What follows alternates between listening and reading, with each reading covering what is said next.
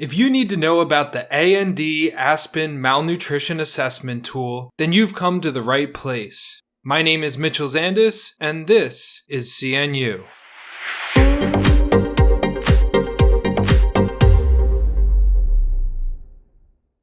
In 2012, the Academy of Nutrition and Dietetics and the American Society for Parenteral and Enteral Nutrition released a joint publication that outlined an assessment tool that can be used to identify and diagnose malnutrition.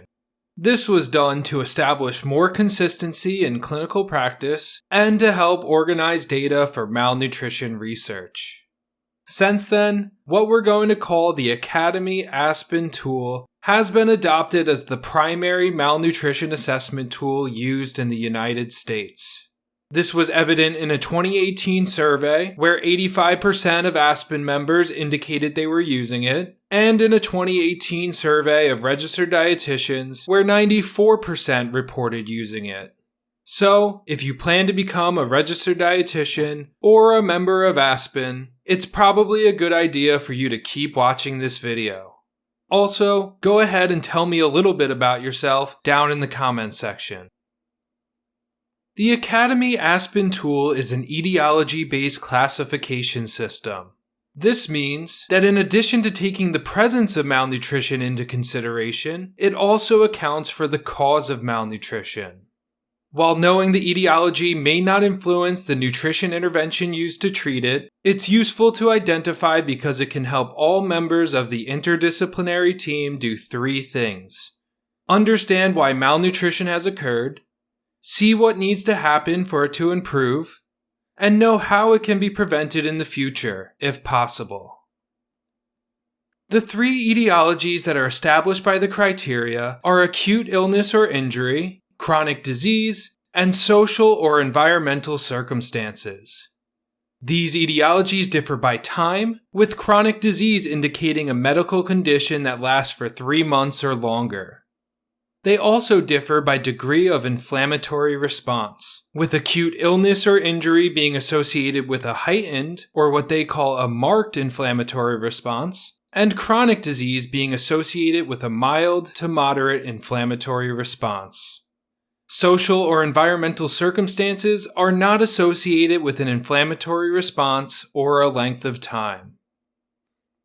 Examples of acute illness or injury that results in a profound inflammatory response include major infection, burns, and trauma. This contributes to malnutrition by significantly increasing the energy expenditure of the patient and accelerating the breakdown of muscle tissue.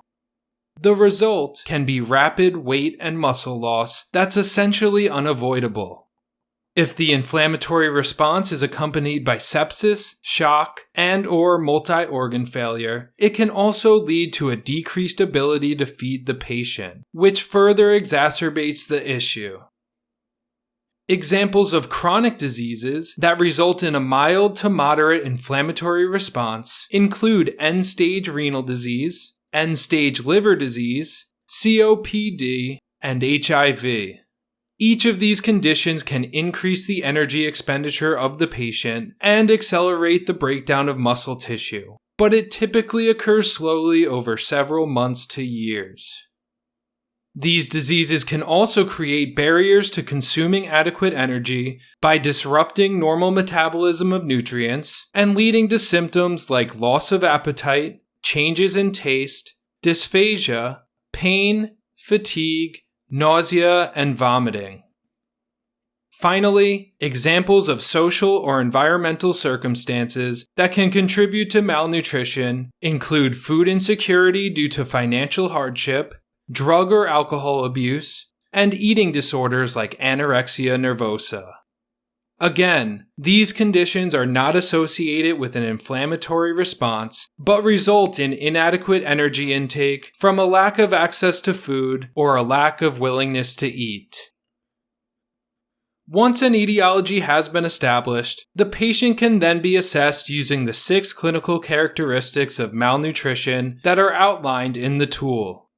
The 6 characteristics are energy intake, weight loss, loss of subcutaneous fat, muscle loss, fluid accumulation, and reduced grip strength.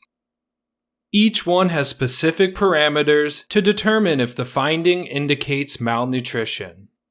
Those criteria are broken down further into moderate malnutrition and severe malnutrition, and each one has its own unique parameters, leaving us with 6 different sets of criteria to work with.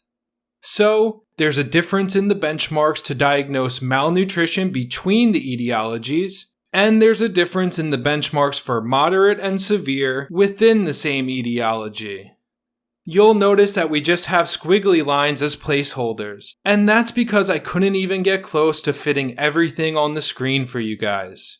We're going to take a closer look at some examples next, but first I want to make sure you guys hit the like button on this video and are subscribed to the channel. For moderate malnutrition in the context of acute illness, the weight loss and muscle loss parameters are 7.5% body weight in 3 months and mild muscle depletion. You can compare that to severe malnutrition, where it's greater than 7.5% body weight in 3 months and moderate muscle depletion. Likewise, for moderate malnutrition in the context of chronic disease, the weight loss and muscle loss parameters are 10% body weight in 6 months and mild muscle depletion, whereas for severe malnutrition, it's greater than 10% body weight in 6 months and severe muscle depletion. What this reinforces is that in order to use this assessment tool properly, you need to understand the etiology and you need to consider the severity. To make a diagnosis of malnutrition, the patient only needs to satisfy 2 of the criteria. They may meet more than this, and that's great, but it's also perfectly fine if you're unable to obtain data for each of the characteristics. When the diagnosis is written in the electronic medical record, both the etiology and the severity should be documented. For example, severe malnutrition in the setting of chronic disease, or moderate malnutrition in the setting of acute illness. Then, the specific findings that are being used to support the diagnosis should be written out as well. Diagnosis and documentation is going to look a little bit different at every medical institution, so always make sure you check to see how it's done wherever you're working. In my opinion, an advantage of the Academy ASPEN tool is that it's easy to use.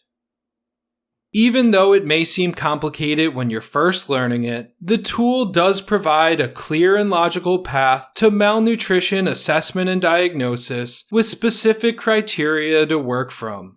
Plus, there aren't any advanced calculations that need to be made, and it doesn't rely on advanced technology like an indirect calorimeter or DEXA. Another advantage of the Academy ASPEN tool is that the results are produced quickly. Because it doesn't rely on any blood laboratory tests or machines that require patients to be transported to a different part of the hospital, the full malnutrition assessment can be performed in one visit to the bedside. The final advantage is that the available evidence suggests the tool successfully predicts outcomes associated with malnutrition.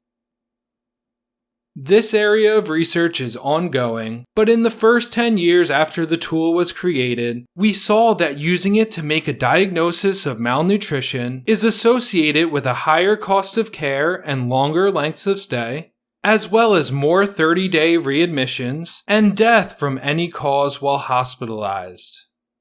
It has even been tested in special populations like the critically ill, where it showed a high level of agreement with the validated subjective global assessment. Nevertheless, the Academy ASPEN tool does have some limitations. For one, it relies on a subjective interpretation of disease burden. Instead of providing specific parameters for objective measures of inflammation like C-reactive protein or albumin, it's left up to the clinician's judgment to decide what is mild, moderate, or marked inflammation. A second and related limitation is a reliance on the subjective interpretation of fat and muscle loss. Certainly, two different clinicians could perform a physical assessment on the same patient and come away with different ideas of what is moderate and severe muscle depletion. Using a technology like DEXA would be a far more objective measurement, although it's not widely available or practical enough to implement at this time. A third limitation is the use of fluid accumulation as one of the clinical characteristics. The Academy and ASPEN state that weight loss is often masked by generalized fluid retention, and weight gain may be observed. This carves a path to account for significant weight loss when an accurate % body weight change cannot be determined.